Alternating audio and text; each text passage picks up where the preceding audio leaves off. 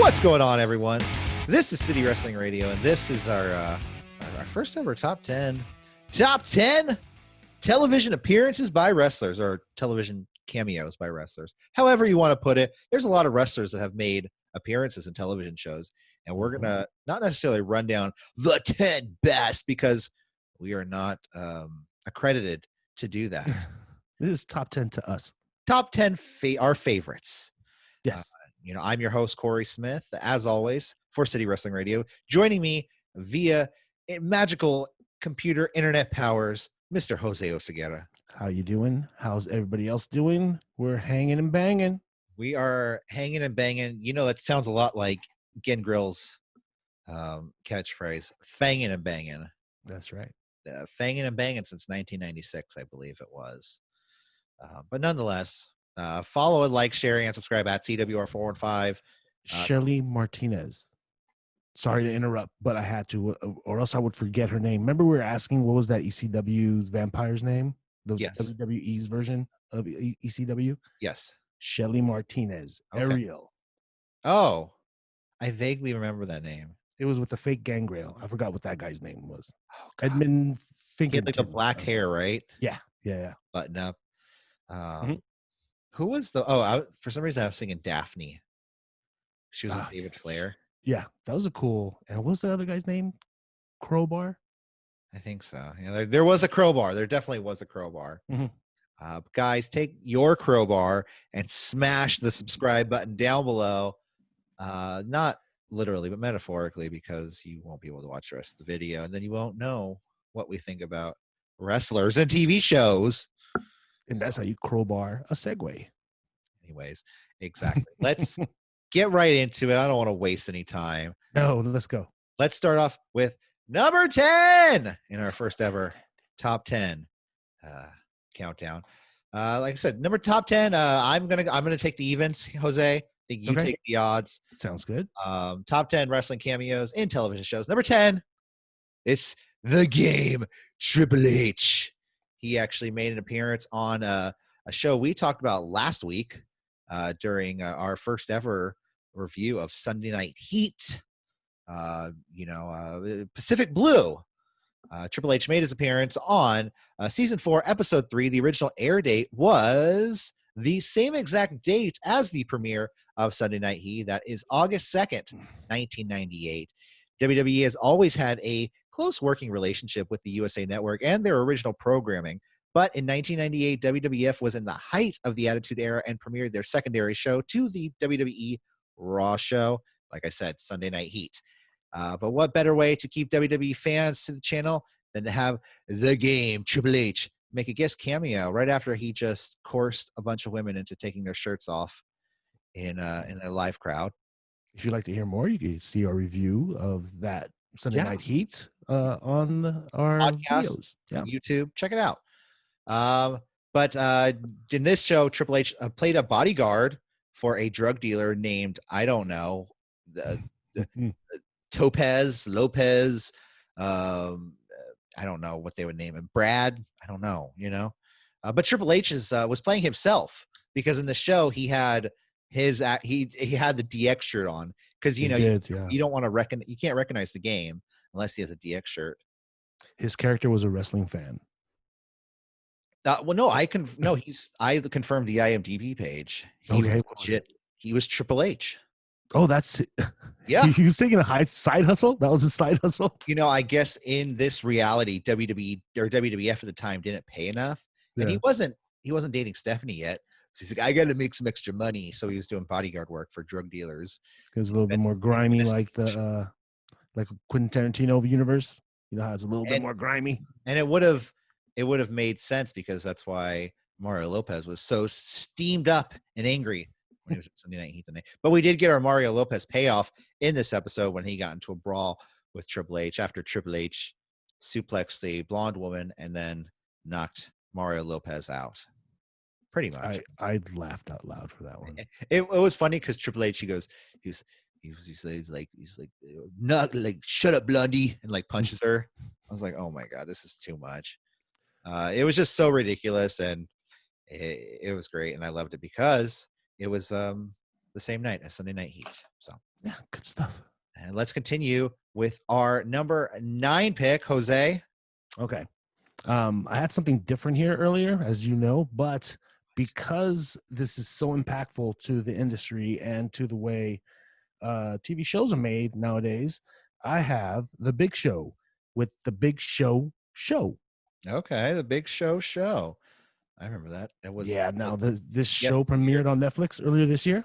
the yesteryear of 2020. It seems so long ago. It seems like it was just yesterday, but it was so long ago. Was it this year or was it last It year? was this year. Okay, It was definitely this year. Just feels like a long time. it does, doesn't it? The show, the number one reason why I have it on the list is because we actually have a wrestler being the central figure of a show. Yeah. Now, be it's Netflix, still they're becoming leaders and they're becoming a legit channel, and now they're being nominated for Emmys when it comes to their sitcoms. So let's give it up to Big Show. First couple episodes, not very good of an actor. Hey, I will say this. I did watch the show, and it's if you need something to have on in the background, Mm-hmm. or if you're into really cheesy sitcom like shows, It's very Nickelodeon. yeah, or UPN or whatever they have, ABC Family. Right, right. Well, we got to make sure that we say that Big Show is generally used to being like that big oaf of a character, um, and in big movies, so he's not the center figure of the show. Yeah, So because it took a little getting used to, I think, for him. yeah, definitely. And I remember Big Show. I remember one of his first acting roles was Captain in a movie. Insano. Oh, was it what? It wasn't Captain Insano. I remember that, but he had a brief, like a very small background role in what was that movie with Arnold Schwarzenegger, and he was like it was like a Christmas movie. He's I got to get the toy. I got to Jingle All the Way. jingle the other way, yeah. That movie where Big Show played a giant Santa in the Santa counterfeit factory. Oh, okay. It was So just one of close to being an extra. yeah, pretty much. But he had like one dubbed over role. Mm-hmm. So, but Okay, no, the so Big Show. The just Big so we Show. know, what the show is about. He's a dad. Uh, Mhm. of course, married with two young daughters, but he has a previous marriage and a daughter from that previous marriage. That daughter comes to live, aka Brady Bunch style, with his new family. Yes. Yeah. No, it's and his youngest daughter is like the one who's like the little tough one, and she like wants to be a wrestler, I think, or She has like euros hidden in her closet and stuff like that. yeah, she's like the weird, quirky one. Mm-hmm.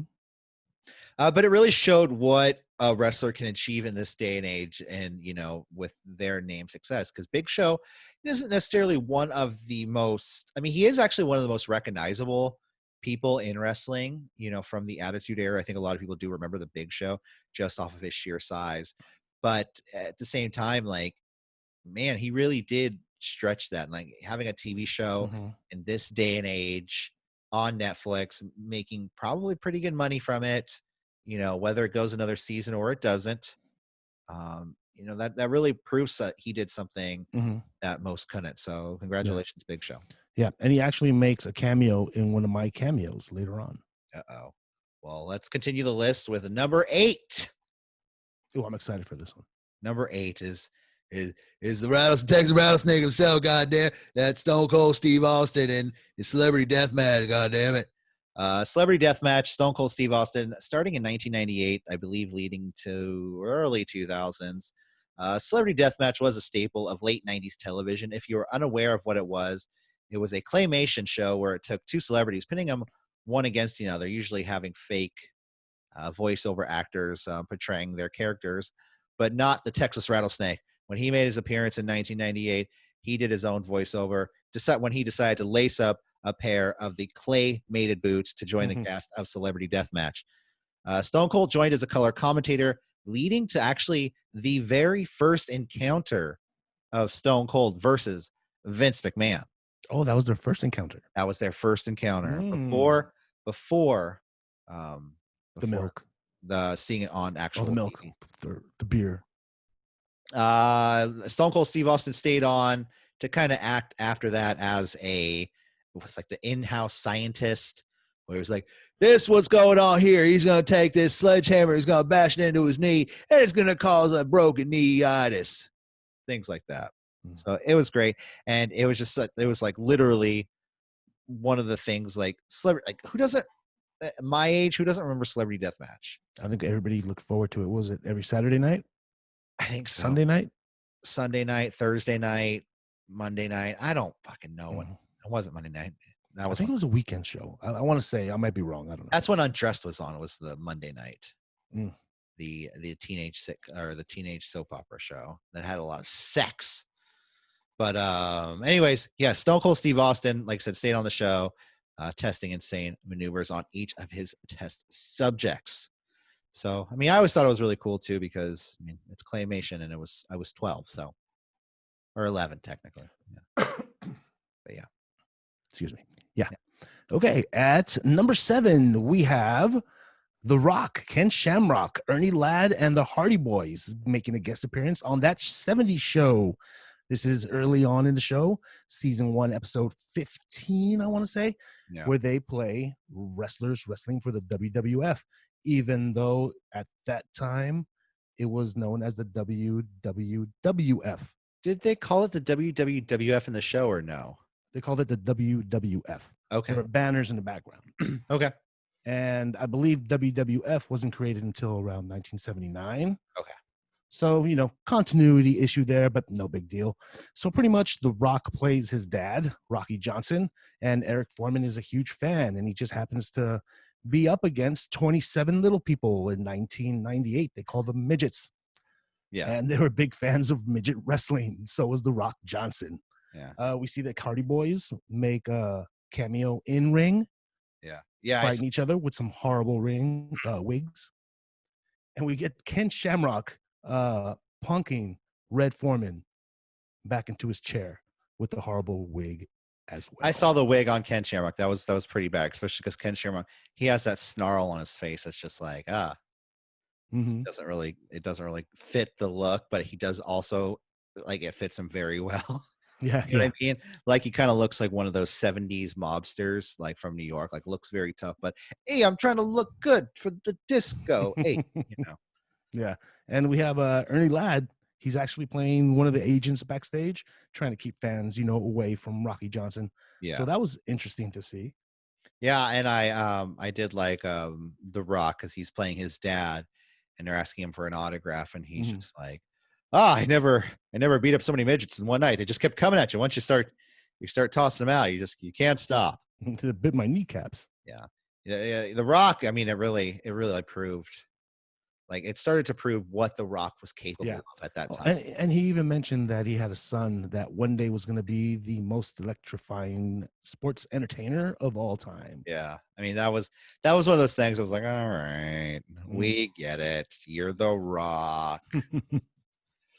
All right. Well, let's move on. Let's continue with number 6. I've never seen this. You've never seen this? But I've never seen this. The rowdy one, Roddy Piper. I mean, people are probably going to get mad at me for choosing this one, but it's probably like one of my, it's so funny, and it's great, and it's entertaining as hell. Roddy Piper playing the Maniac in It's Always Sunny in Philadelphia. Now, Rowdy has always been known for many roles, including a cameo in Highlander, and also starring in the cult classic movie They Live. Classic. But in 2009, Piper joined the cast of It's Always Sunny, and for an episode entitled "The Gang Wrestles for the Troops." This episode follows the cast as they put on a charity wrestling show. Knowing almost nothing about wrestling, they enlist the help of Piper, or in this universe, as he's known as the Maniac. He's hired as the main draw of the show and to teach him how to put on a wrestling show. The Maniac, Roddy Piper, is living out of his car, and it's kind of like the darkest timeline for that movie, The Wrestler. Like, how The Wrestler was like, he was like this has-been wrestler, the movie, I mean. Yeah. He's like this has-been wrestler who's kind of given up on life. He's lost everything. Kind of similar to like movie Ready to Rumble, Jimmy the King. But this was like, Roddy Piper was living out of his car. He was hearing voices. He was yelling at people on the phone over $15 parking tickets. he has a bucket of acorns, and he's saying he doesn't. You don't hear him say racial slurs, but they say like, "Oh, he was calling you racial slurs earlier, buddy." Like, wait, what are you talking about? But at the end of the episode, the maniac Roddy Piper gets arrested for his unpaid parking tickets, leading to the gang and Danny DeVito being the only people on the card for the night. So one of the greatest things I loved about Roddy Piper. But as we all know, as taught by WWE, hashtag card subject to change. Mm-hmm. So, as was this card. So let's continue with the list. Jose, number 5? Number 5, I have John Cena doing his. Is this his one and only SNL appearance, or being the host? Oh, I mean, maybe being. I couldn't find anything.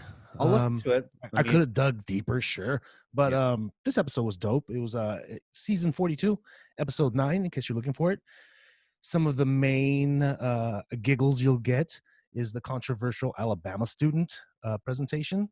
Did you see that? No, I'm. Okay, so there's 3 students taking like their oral exams, and his exam was on bananas, and because he was a football player, he was getting the okay to play. Okay, so that was legit. There's the Karate Kid segment where he played Johnny. Oh, and he also guy in the final fight. He also dressed in drag at the ew segment. I think so. Yeah. Yeah, it was like him and Jimmy Fallon doing. That's just like little girls or something.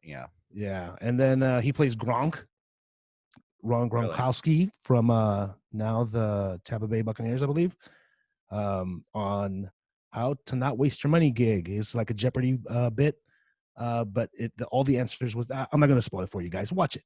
I also know he was on Parks and Recreations. I know that he made a brief cameo on that show. Mm-hmm. I heard it's kind of SNL-y. See it? Mm-hmm. But, that was just him just coming out on the like a show on the show as John Cena. So yeah. One last bit that was pretty funny. It was looking through the eyes of Donald Trump, and at one point, Donald Trump my God, around, yeah, I remember that one. And he looks in the mirror, and of course, it's John Cena with his, that's how he sees himself, as John Cena with these huge prosthetic hands. They're like maybe 2 feet each. Yeah, that was killer. John Cena, SNL. Yeah, John Cena on SNL, that was pretty great. He's another one, man. He's like The Rock, where he's really coming out onto his own, and a lot of people aren't giving him his just due. Like they're not giving him enough credit right now. Well, he's just now starting to shake that musclehead image. Yeah, I mean, look at The Rock. How long did it take for The Rock to actually get into that main movie star role? Like, he was the Tooth Fairy years ago, but it was like these kind of crappy roles he was getting. Scorpion King. Mm-hmm. You know what I mean? He was paying his dues, just like in wrestling, and I think John Cena's paying his dues as well right now. Even with movies that are funny. What was the movie with him and the kids, and he was trying to stop his kid from losing her virginity on prom night? Blockers, like things like that. Before he gets some serious role, like some real serious roles later down. That firefighter one is cute. Firefighter. Oh, it's a new one. It's like his newest movie where he's like an elite firefighter. Okay. Jumping in forest fires. And he runs into these runaway kids, and he shelters them for a while. So he goes from hard-nosed to softy in no time. Well, no matter what, they're eventually going to have Rock Cena 3, but not in the ring, on the silver screen. It's going to happen one of these days. Yeah, Rock and Cena in a movie together, like where it's going to be like a Civil War type situation, but then they're going to be like, we need to work together because we're friends. Well, they're both in the Fast and Furious saga, right? Fast and Furious number something, yeah. Yeah, Cena's part of that universe, right? I believe so. I believe he's joined the universe. Okay. He's joined the FF universe. Mm-hmm. Let's continue on. Yeah. FF, Fast and Furious 2, number 4. Number 4 is the excellence of execution, the Hitman, Bret the Hitman Hart. Oh, I was on The Simpsons, Bret Hart on The Simpsons. Some would call Bret Hart the greatest wrestler of all time. Some would say it was himself that said that. And some would also say he was one of the most memorable moments in Simpsons history. In 1997, in the episode entitled Lisa and the Old Man, Montgomery Burns is forced to sell his house during the house sale. Who shows up? None other than Bret the Hitman Hart himself. He takes a look at the house, and while looking at the house, he's told that the shrieking sheep lives 3 doors down, and he takes it automatically, or he takes it right then. And this is really cool because I felt like even though this is such a short clip and such a short cameo, first off, when I was a kid, I didn't believe it was Bret Hart doing the voice. I was like, that's not Bret Hart doing the voice. Now that I listen to it, I'm like, oh yeah, that's Bret Hart doing the voice, Simpsons doesn't mess around. When they need voices, they get the legit voices. But they were both, I feel like, at the peak of their careers at this point, the Simpsons and Bret Hart. You know what I mean? And on this crossing of paths, you had like Bret Hart, who was, I didn't look into the exact date, but either going in or coming out of the Montreal screw job, you know what I mean? Going into WCW eventually. He's literally at the peak of his career. Maybe 96. Yeah, he's like, oh, I know. I mean, it was in 97. That is this episode. So it's like he's right there. The Simpsons, like, they were still going up and they were still making success. And because this is season 7 or season 8 or 9, one of those early seasons. They're still going strong at season 30. But some would say they died off after season 10, Really? And a lot of people have said Simpsons aren't that great after season 10. I don't agree. My cutoff is season 16 or 17. Mine is right around the time Family Guy came back from their first cancellation. Yeah. That's when the Simpsons stopped being as popular to me and as funny. I think the newest episode, or the newest episode that I fully liked, was Frank Grimes Jr. I didn't see that one.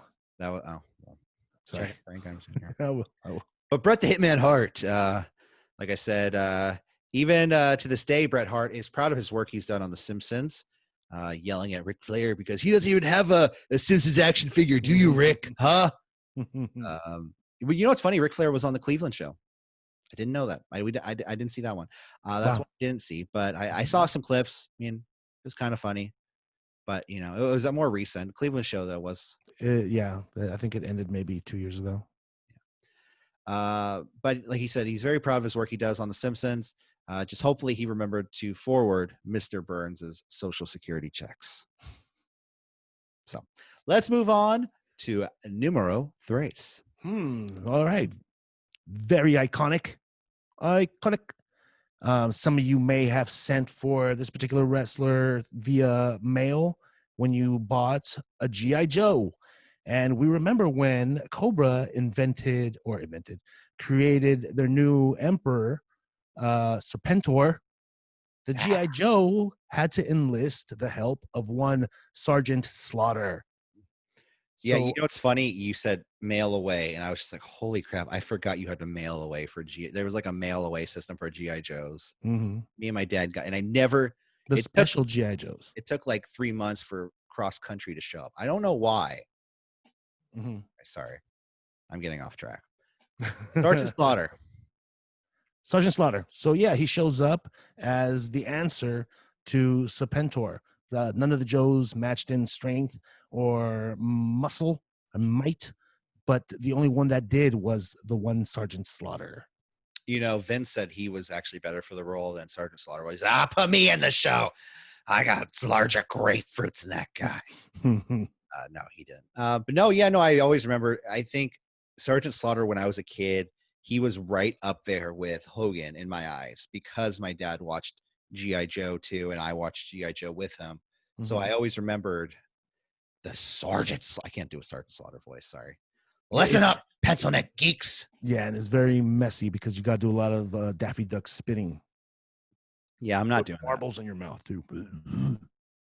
But yeah, no, he was on. He's one of the most iconic characters on G.I. Joe. I think some people even recognize Sergeant Slaughter in G.I. Joe over the WWE, WWF. So yeah, and this has to be one of the original crossover stars, right? Other than Hulk Hogan. Even then, Hogan wasn't doing major This is a major cartoon that he's on, major promotions, sending away for his action figure. So this is huge for the business. Yeah, and this is, Hogan had, they had that TV show, the cartoon Hogan and Friends or whatever. Yeah, WrestleMania Buddies or something. Yeah, but at the same time, that was very like WWE produced. They went up, they didn't produce it themselves, but it was made with in association with according. WWE. Yeah. Yes. Mhm. Whereas this was like they went out and they said, we want Sergeant Slaughter or we want this person in our show. Let's do this. So it really says that like WWE was showing something, or WWF was showing something at the time for GI Joe to Hasbro to reach out to them to say, hey, we want this guy in our cartoon. Yeah, and he wasn't in a lot of episodes. I think he only made the Serpentor series. Really, Yeah. I don't think he showed up after that or before that. Well, he's still also still just in the background. PSAs. He's just always in the background. He's just like you're running in the background. Yeah, yo, Joe. Everyone's like, yo, Joe, in the background.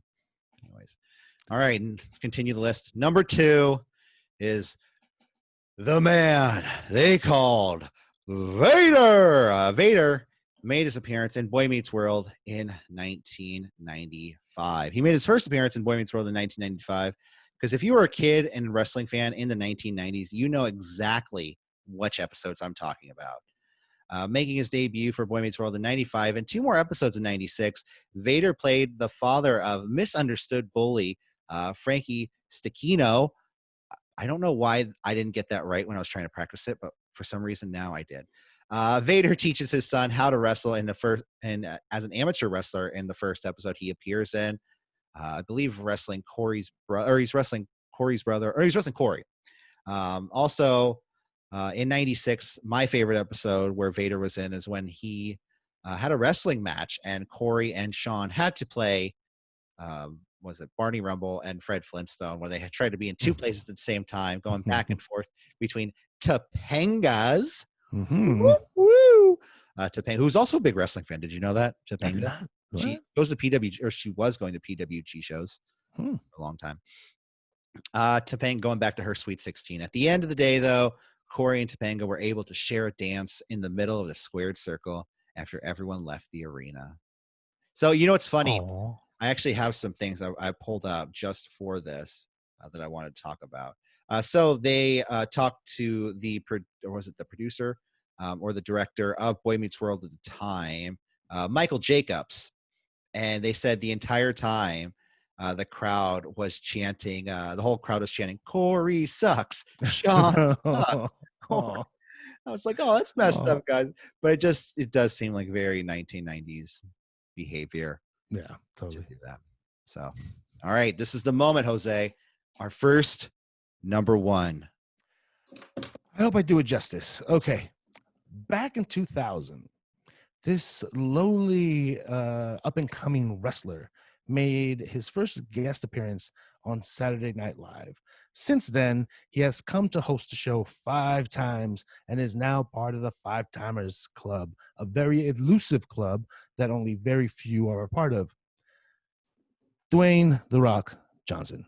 And we're going to celebrate his whole run on SNL. So we go from Knucklehead, Muscle Man, being I don't know if he was, you remember the character Peepers? Yeah, I believe so. I forgot his name. Little guy. Chris Kattan? Chris Kattan. Yeah. He played. Oh, he was like a monkey or something, right? Yeah, exactly. Now I found the bit a little bit racist for my taste today, but being that I know it was 20 years ago, and that The Rock threw himself into the role, he played of massive Peepers. I don't know if it was his dad or his brother or something, but comedy gold. This shit was hilarious. But that was Musclehead guy. Little by little, he's improved and became much more than that. And I rewatched the newest season that he did. I believe it was this year. And it was one of the most classic Rock on SNL moments. Not even moments, just the whole show itself was really, really good. Yeah, and he got welcomed to the Five Timers Club by Tom Hanks, right? Tom Hanks and Justin Timberlake. Alec Baldwin. Oh, well, of course. Mm-hmm. when you join the Five Timers Club, I mean, we'll get there one day, Jose. You and I. Yeah. Well, And that was our. do you ever see his Superman impression? I don't know No, if it was on Mad TV or this. It wasn't Superman. He was Clark Kent. God, he would make it. And you could see the Superman costume underneath his shirt. Mm-hmm. And it was like, okay, Clark, the building is on fire. Maybe somebody should rescue it. And he's sitting around like, why should I go? I'm Clark Kent. I'm not Superman. I'm not going anywhere. That's great. Like, That's the whole bit is from there. Just like, why don't you guys go put it out or something? I got stuff to do. I got paperwork. I'm Clark Kent. I got stuff to do. I'm writing the story. Yeah, that's great. All right. Well, thank you. And I hope you guys enjoyed our top 10 wrestling cameos and television shows. Don't forget to like, share, and subscribe. Oh, I think we didn't even go into, we already messed up. We didn't even do, we should talk about a very special, I was going to say in memoriam, but no, just special mentions, Okay. Yeah. We can do that really quick. Just real quick, go down a list of just random Stone Cold. Remember Stone Cold? He was in another TV show, Nash Bridges. He was a regular on that show, right? He was pretty much a regular on that show. Yeah. Mm-hmm. Hogan in the Love Boat. And his own series. I forgot what it was called. Riptide or something. Oh no. Was it Tropic Thunder? No, not Tropic Thunder. God. Thunder in Paradise. Okay. I'll bite. Yeah. King Kong Bundy, Married with Children. Classic. Mick Foley. Some of you don't remember Mick Foley. He was actually in, I hope I get this right, Avatar. Is that what it's called? Avatar: The Last Airbender. Yeah. He played a character that they thought they couldn't get The Rock to play him, but Mick Foley plays the Boulder. Mm-hmm. So, go on. The WCW locker room in Baywatch. Yes, they were all, and I believe, was it like Ric Flair was in it, and then like when it aired, he already made his jump to WWF. Yeah, dude, that sounds like a true story to me. Yeah. Triple H playing a drunk Triple H in the Steve Carey or the Drew Carey show, not the Steve Carey show. Steve Carey show is another show. Don't worry about that one. Drew Carey show. He played himself. He played a drunk version of himself. And Buff Bagwell, Booker T, and Scott Steiner in Charmed. Oh, remember I mentioned that Big Show made a cameo in one of my appearances? Well, yeah. He actually showed up in the first monologue The Rock kicked. Oh, with The Rock? Yeah, he showed up in the audience with Mick Foley and the then champion Triple H. And that's when Triple H cut a little short promo on The Rock. Big Show was also in another show on UPN. I did no research on this. This is just something I remember from when I was a kid. Big Show was in a show called Shasta McNasty, if you remember that. It sounds familiar, but I don't think I've ever seen it. Yes, Shasta McNasty. And extreme. I bet it was around those times. I was 12. I think it was the during the time they had Homeboys from Outer Space and Deadly Game. Okay, yeah, that sounds like it's part of the fall lineup. Shasta McNasty. God, Pacific Blue was so bad. Yeah. Well, we're at the end of the show. I could ramble on at this point. Yeah. Okay. Let's give a shout out to Sting for showing up in Walker's Texas Ranger. What was yeah. Sting had the most random roles in the 90s because like whenever Sting was in a show, you would just be like, wait, is that Sting? Yeah, that's Sting. That's Sting. And his name would always be Steve. Hi, I'm Steve. Yeah. And yeah, like I said, Hogan being in was it? God, I said it earlier. Something in Paradise. Thunder Paradise. Paradise. Thunder in Paradise. Paradise Thunder. Yeah, where I'm in Paradise with a boat. Yeah, he had a boat named Thunder. There you go. Thunder in Paradise. That makes sense now. Thunder in Paradise. Yeah, he had. And he was. It was so bad. So, well, I guess that about does it here for us, Jose. Let's get out of here before anyone else makes us watch any more wrestling cameos. Yes. I don't want to take this, but I just want to give a big shout out to one Daniel Bryan for becoming a second-time father to a beautiful baby girl. Big shout out. Good stuff, Daniel. And Nikki Bella for being a first-time mother. And Nikki.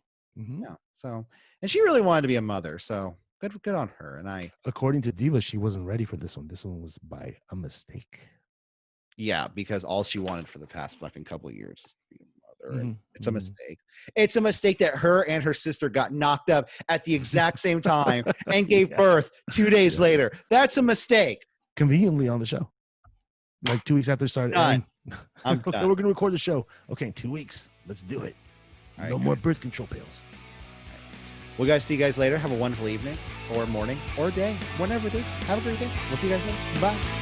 Bye.